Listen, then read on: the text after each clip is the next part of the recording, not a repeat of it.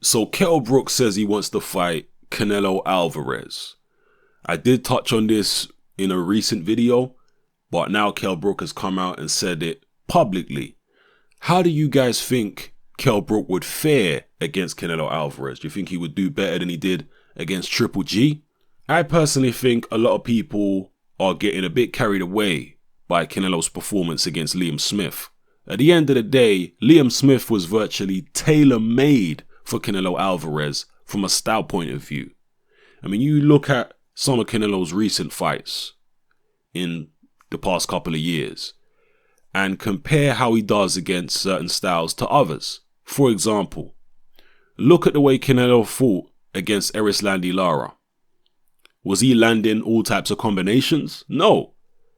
But then look at a guy he fought prior to Lara, Alfredo Angulo. I believe that fight was prior. Correct me if I'm wrong. I might be getting the chronology mixed up here, but I'm sure it was prior.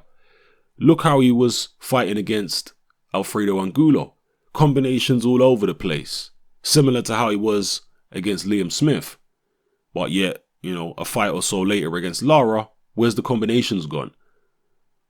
A guy who can give Canelo movement and box him on the outside is going to shut down a lot of Canelo's combination work and what have you.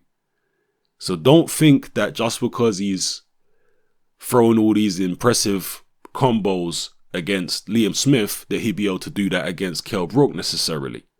He'd have a long range dimension that Kell Brook has to deal with first before he can get off those type of combinations. So I don't think it would be quite as straightforward as a Liam Smith fight for him. But then again, we have to look at Kell Brook's eye injury. We don't know how well he's going to recover from that. Some people think that eye will never be the same again. And I think that's a reasonable assumption. Sounds like a pretty damn serious injury to me. And obviously, opponents are going to be targeting that injury now. I remember back in the days when Lennox Lewis fought Gary Mason. I believe that was for the European heavyweight title. It may have been for the British heavyweight title as well, but I'm sure it was for the European heavyweight title. And prior to fighting Lennox Lewis, Gary Mason had had problems with his eyes, with one of his eyes. I believe he'd had a detached retina. Off the top of my head, I'm trying to think back several decades now, but I believe it was a detached retina that Gary Mason had.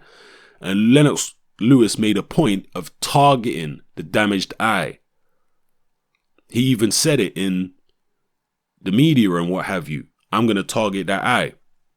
And Lewis and his trainer had his sparring partners have basically, I think they put like gaffer tape or whatever, or, tape on the head guards of the sparring partners around the eye area.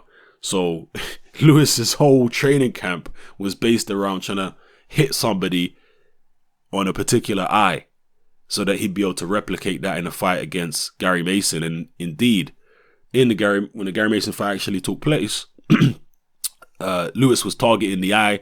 Gary Mason's eye swelled up, and I believe he ended up having to have surgery or whatever it was on the eye after the Lewis fight again. I know he retired briefly after the Lewis fight, or maybe for a couple of years. He did come back after that. And I think, again, I'm going off memory here, I think Gary Mason wasn't able to get a license to fight in the UK again after that Lennox Lewis fight. Because when he made his comeback, I think it was in America. So anyway, I'm digressing all over the place here, but you get what I'm saying. People are going to start targeting Kell Brook's eye. And maybe, it's always going to be a reoccurring problem for him. We have to see. But from a style point of view, I do think that Kell Brook poses a more difficult puzzle than Liam Smith did for Canelo Alvarez. Maybe you disagree, or maybe you agree. Whatever the case may be, I would like to hear from you in the comment section below. And as I said in a previous video, this is one of the only fights which would stop Kell Brook from going back down to 147 pounds. People are saying there's no way that Brook can do it. He's too big now. Going back down to 147 would be dangerous. At this point in time, I don't think Kell Brook is really thinking about danger. He's thinking about money. He's thinking about legacy. And if he doesn't get any opportunities for mega fights at 154 pounds or perhaps even 160, then he's going to try and drain himself back down to 147.